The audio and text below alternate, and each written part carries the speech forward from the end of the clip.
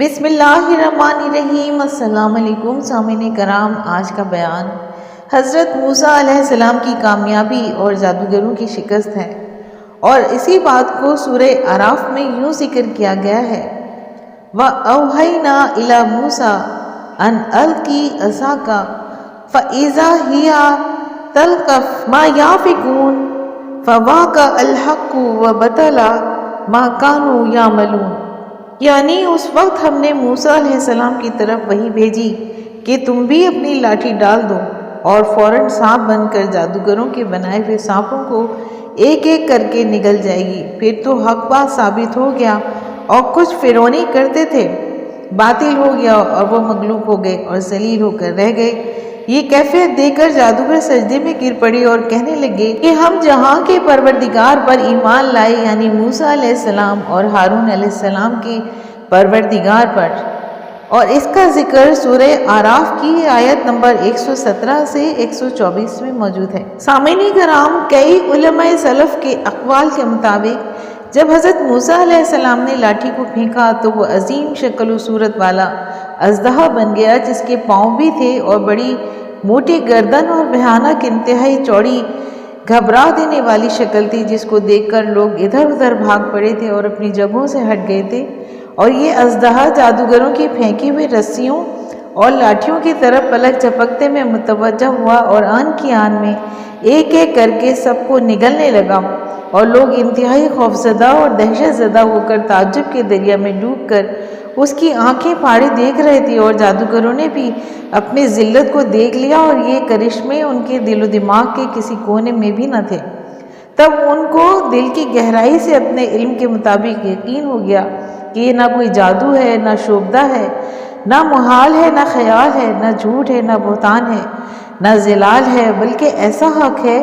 جس پر حق کے سوا کوئی قادر نہیں ہو سکتا، اور حق ذات نے یہ سب کچھ ان کے ساتھ تائید و حمایت کے لیے بھیجا ہے۔ سامعین کرام، جادوگروں کا اسلام قبول کرنا ملاحظہ کیجئے کہ اللہ نے ان کے دلوں سے غفلت کے پردے ہٹا دیے اور ہدایت کے ساتھ ان کو روشن کر دیا، اور فسادات و اناد کی ظلمتیں دلوں سے چھٹ گئیں، اور وہ سب اللہ کی بارگاہ میں متوجہ ہوتے ہوئے پروردگار کے حضور سجدہ ریز ہو گئے، اور بانگ و بلند حاضرین کو پکارا، اور کسی سزا اور مصیبت کا خوف نہ کیا، اور پکارا کہ وَأُلْقِيَ السَّحَرَةُ سَاجِدِينَ قَالُوا آمَنَّا بِرَبِّ الْعَالَمِينَ رَبِّ موسیٰ وہارون۔ یعنی جادوگر سجدے میں گر پڑے اور کہنے لگے کہ ہم جہاں کے پروردگار پر ایمان لائے، یعنی موسیٰ اور ہارون علیہ السلام کے پروردگار پر۔ سامعین کرام، فرعون کا بوکھلا جانا بھی ملاحظہ کیجئے۔ فرعون نے کہا کہ آمنتم لہ قبل ان اذن لکم، یعنی تم ایمان لے آئے اس سے پہلے کہ میں تم کو اجازت دوں۔ بے شک وہ تمہارا بڑا استاد ہے جس نے تم کو جادو سکھایا، بس میں تمہارے ہاتھ اور پاؤں خلاف سے کٹوا دوں گا، اور کھجور کے تنوں پر سولی پہ چڑھوا دوں گا، اور تم کو معلوم ہو جائے گا کہ ہم میں سے کس کا عذاب زیادہ سخت اور دیر پا ہے۔ جادوگروں نے کہا کہ جو دلائل ہمارے پاس آ گئے ہیں اور جس نے ہم کو پیدا کیا ہے، ان پر ہم آپ کو ہرگز ترجیح نہیں دیں گے، تو آپ کو جو حکم دینا ہو دے دیجئے، اور آپ صرف اسی دنیا ہی زندگی میں فیصلہ کر سکتے۔ ہم تو اپنے پروردگار پر ایمان لے آئے تاکہ وہ ہمارے گناہوں کو معاف کرے، اور اسے بھی جو آپ نے ہم سے زبردستی جادو کرایا ہے، اور خدا بہتر اور باقی رہنے والا ہے۔ انہیں کرام، حضرت سعید بن جبیر، اکرمہ قاسم بن ابو بردہ اور امام اوزاعی وغیرہ رحمۃ اللہ علیہ فرماتے ہیں کہ جب جادوگروں نے سجدہ کیا تو جنت میں جو منازل اور محلات ان کے لیے تیار کیے گئے تھے وہ ان کو دکھلائے گئے، اور ان کے آنے کے استقبال میں آراستہ اور مزین کیے گئے۔ تو اس وجہ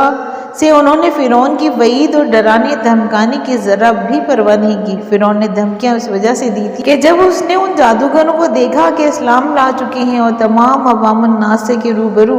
حضرت موسیٰ اور ہارون علیہ السلام کا اچھے اوصاف کے ساتھ برملا ذکر خیر کر رہے ہیں، تو اس چیز نے فرعون کو گھبراہٹ اور پریشانی میں مبتلا کر دیا،